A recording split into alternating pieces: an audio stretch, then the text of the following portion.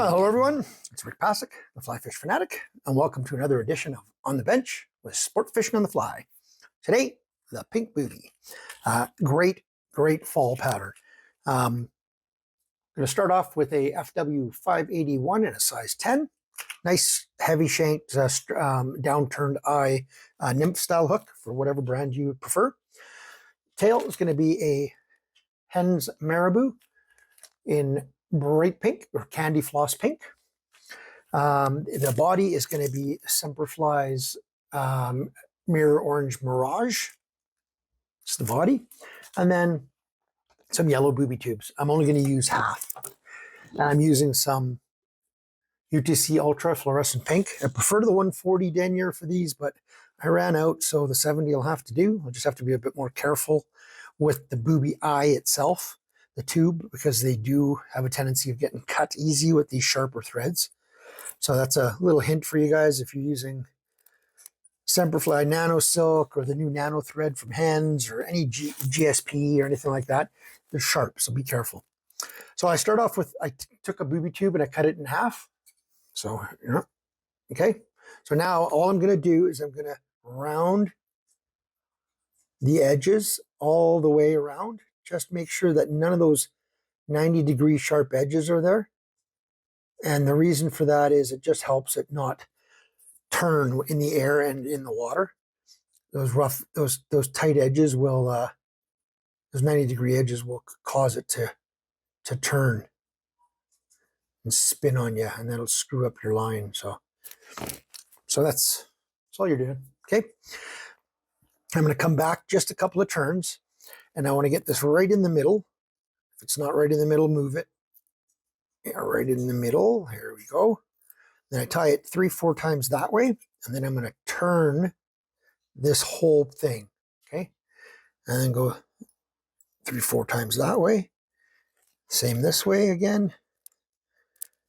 2-3 turns, and then one there, and figure eighting now. Okay. What I like doing with these boobies, because I don't want these eyes to turn, is find the center, make sure they're right on the center how you want them. So I'm just looking to make sure it's centered.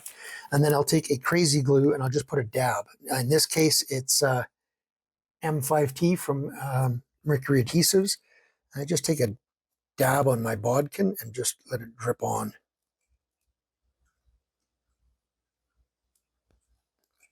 Come on, there we go. That's it. That's all I want, just a dab. Let that set for a second or two, and just let it, just to make sure that you don't want these booby tubes, these eyes spinning. So now I'm going to take about 2 finger width, so about a 2 finger width of Marabou off of the center core for my tail. And I just strip it off and I fold it over and I strip it off and I fold it over. And that gives me this little bunch. And then on the side here, I'll just make sure all my material's flowing backwards. There's nothing bunched up. And then I'm just going to cut off all this extra fluff. I don't need it.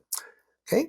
Once that's done, I'm going to put that right up against those eyes and tie that in. And I'm kind of going into the eye and then alongside it just to make sure I get it right tight.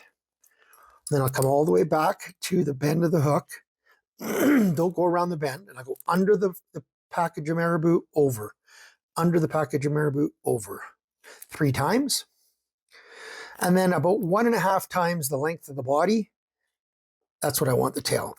So sometimes I'll leave a longer one. I can always snip it in on the water, right? So now I'll take a piece of that tinsel,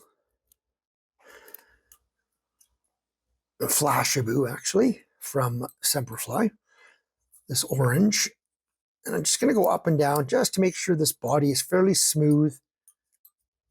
It's not going to be perfect, but that's okay. And again, I just kind of like doing getting it close. Then I'm just going to wrap this all the way forward, trying to capture any of those little Marabou fibers. Then once I get here, I'm going to actually go going to split these eyes. I'm going to push them apart with my fingers. And I'm going to come in front. And then I'm going to go around that hook eye and then come back over top. And then one wrap there. And then back forward. And then tie that off right behind the eye. Okay. Now, I pull this material back and the eyes back, so I'm not crowding my hook eye. Okay. Then what I'll do is I just make sure I take this and cut it off. The reason I do that is just to help with a little bit of the underbody. Now, I'm going to go back over top of it and come back in behind here. So basically that's what you're going to get. Okay. That one did crowd the eye ever so slightly, but still tons of room for a fly line. So tippet. So now I'm going to take about twice the amount that I did for the tail for the wing. Same idea. Strip it off, fold it over, strip it off, fold it over. Okay. So I just wanted about a little bit thicker than the tail. Not a ton, but a little bit thicker. Same idea. Get it all lined up.